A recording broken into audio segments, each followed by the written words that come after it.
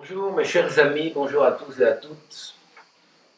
Nous sommes aujourd'hui Yutet Tammuz Hetafin Intet, le 19 Tammuz 5779. J'aimerais tout d'abord souhaiter à tous nos abonnés, en ce jour d'anniversaire, eh bien, à l'instar de ce qu'on me souhaite, une année de réussite, je souhaite à tous et à toutes le bonheur, la santé, la tzlacha matérielle et spirituelle. Le mois de Tammuz est marqué par différents contrastes. Il est écrit concernant le mois de Tammuz, dans Yecheskel, l'un de nos prophètes, Hanashim Yoshvot Mevakot et Tammuz. Les femmes, Yoshvot étaient assis, et elles pleurent le Tammuz. Qu'est-ce que c'est que Tammuz? Tammuz, c'est expliqué dans le commentaire du Tanakh, ça fait référence à une sorte d'avodazara d'idolâtrie qui est liée avec la chaleur. Ça, c'est Tammuz. Les femmes pleurent, étant ainsi, elles pleurent le Tammuz. Y a-t-il ici un symbole plus fort que de parler de ce qu'on appelle l'idolâtrie de Tammuz dans le mois de Tammuz? N'est-ce pas la plus grande descente qu'il existe? Et d'ailleurs, nous voyons que le mois de Tammuz est marqué par le jeûne de 17 Tammuz. Que s'est-il passé le 17 Tammuz? Beyam Ze Ufkeaïr. En ce jour-là, les Romains ont fait une brèche, ils ont pénétré dans le Khatser, dans la cour de Beth Amikdash. Ça a été une guerre fratricide. Les Béné Israël ont gagné cette guerre. Et à quel prix? En ce jour-là, Boutal Tamid, le jour du 17 Tammuz marquera l'annulation du sacrifice perpétuel. En ce jour-là, Moshe Rabbeinu a brisé table de la loi. En ce jour-là, un certain apostolos a brûlé la Torah.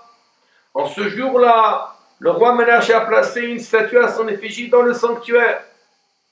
Ce sont là des raisons qui nous font de dire que le mois de Tammuz, c'est un mois pour nous, c'est un mois d'une descente spirituelle, c'est un mois de condamnation, c'est un mois d'accusation contre le clan d'Israël. Et de l'autre côté, si le mois de Tammuz est un mois qui est tellement chaud en été, le pasuk dit Shemesh umagen Hashem Elokim, c'est-à-dire Shemesh, soleil, umagen, un bouclier, Hashem l'éternel Dieu.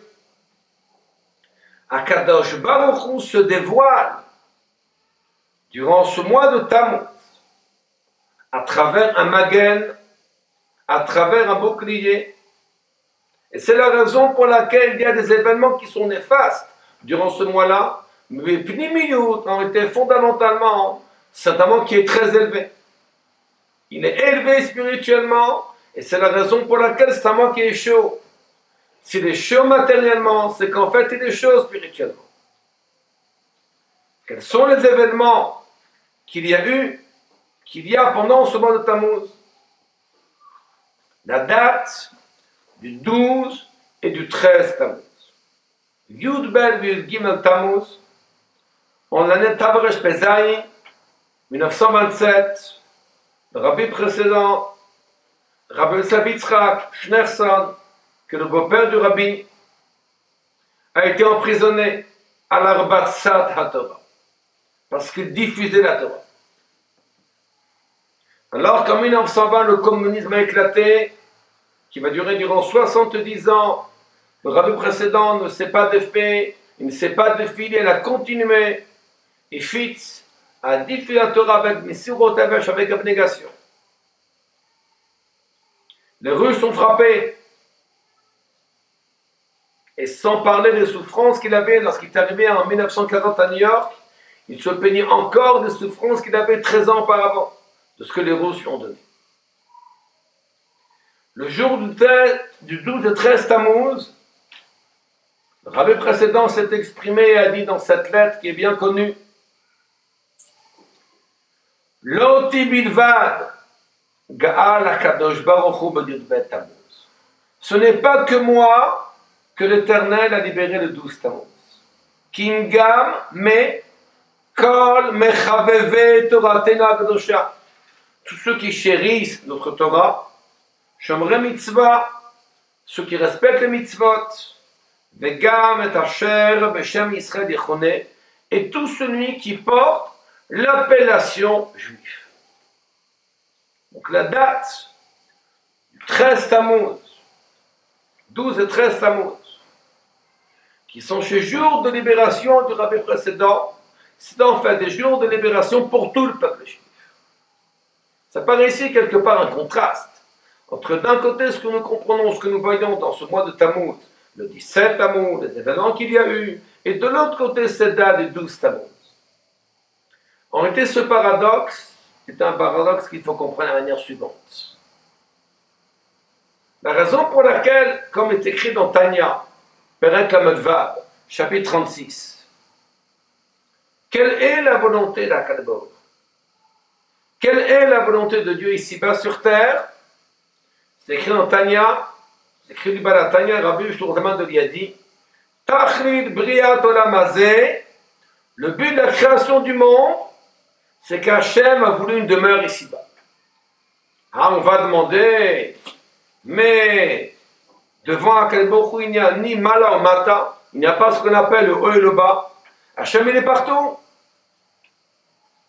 C'est quoi l'explication? Avant que le monde ait été créé, Hachem était seul. Il en est de même. Hachem est seul.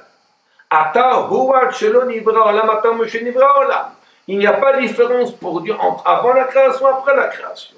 La différence va être vis-à-vis de nous, les êtres humains. Ceux qui perçoivent la vitalité et la lumière de Dieu, ils vont alors recevoir cette vitalité à travers des vêtements. Jusqu'à ce que ce monde matériel soit créé. Et dans ce monde matériel, un monde qui n'a pas plus bas, il y a ce qu'on appelle Helema, l'occultation de la lumière, mais descend dans ce monde matériel que Akadosh Baruch Hu a souhaité Adam Alea Barati. Parce qu'ici, un homme a été créé ici-bas sur terre, et qui réalise pleinement la volonté de Dieu, et qui réalise ici-bas sur terre, pour lui tel qu'il comprend dans sa définition humaine, eh bien, une demeure pour l'éternel. Ça, c'est le but de la création du monde.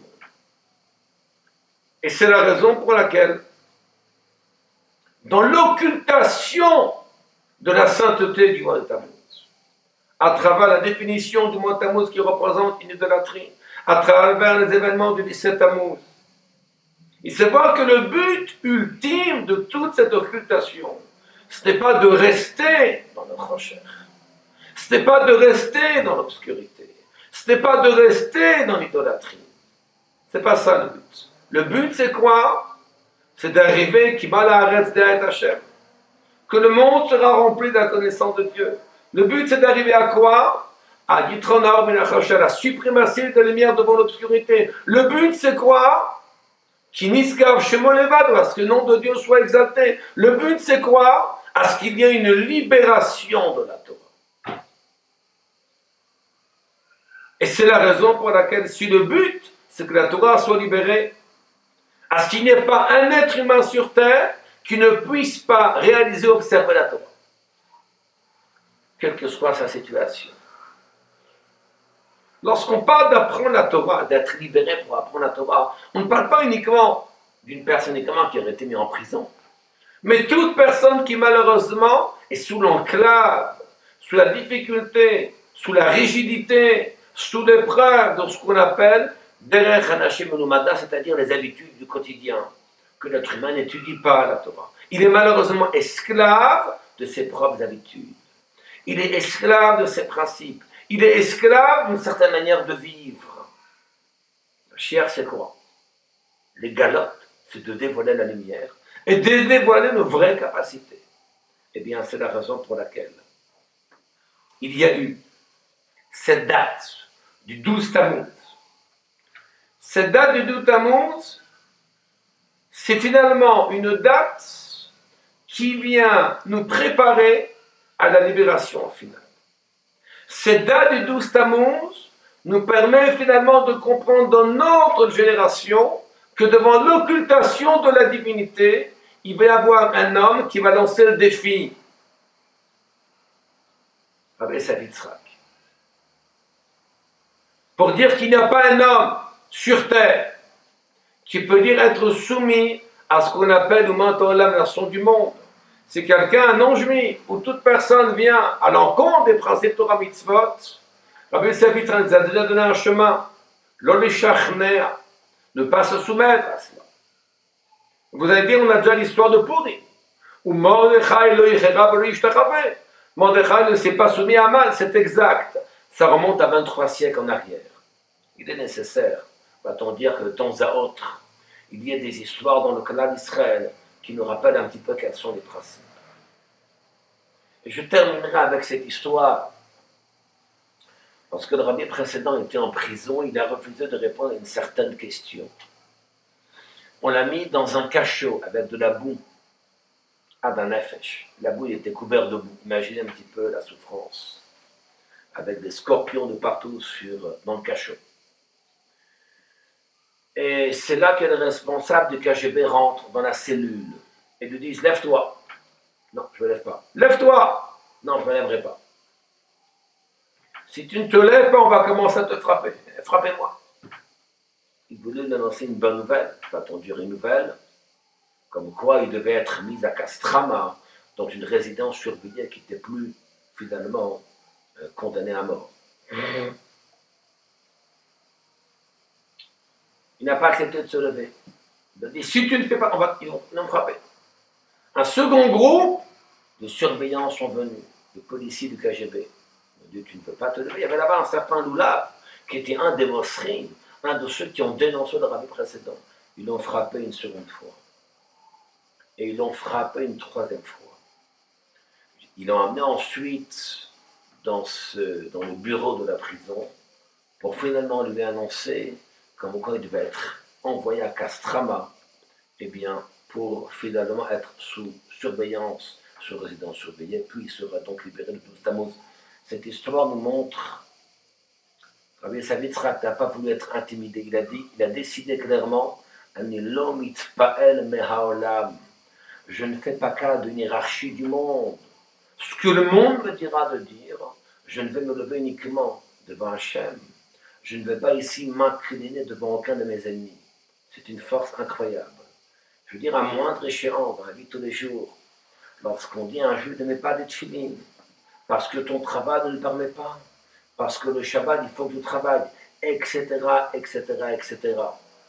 Rabbi Esav Yitzhak, ce jour du 12 Tammuz est pour nous une leçon.